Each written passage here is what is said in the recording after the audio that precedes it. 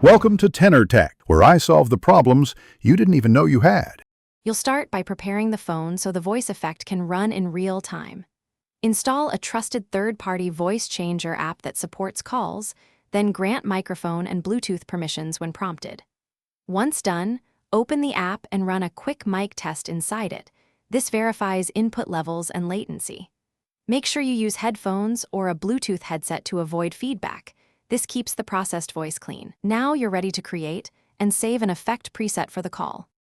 Next, pick the voice preset you want and don't skip the preview. Hearing it first saves awkward moments on the call.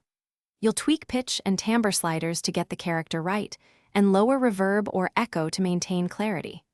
Make sure real-time processing is enabled and set latency or buffer to the lowest stable setting. Otherwise, your voice lags. Also confirm the app's audio route uses your headset or Bluetooth device, because the built-in speaker can ruin the effect and create feedback. Finally, place the call using the voice changer's built-in dialer or a supported VoIP service, so the processed audio is sent. During the call, toggle the effect live and listen via headphones. Make small adjustments if the pitch or clarity needs fixing. When done, end the call and disable the effect to restore normal audio. If the other person can't hear the effect, make sure microphone permission and audio routing are correct, disable noise cancellation, or restart the app and try again.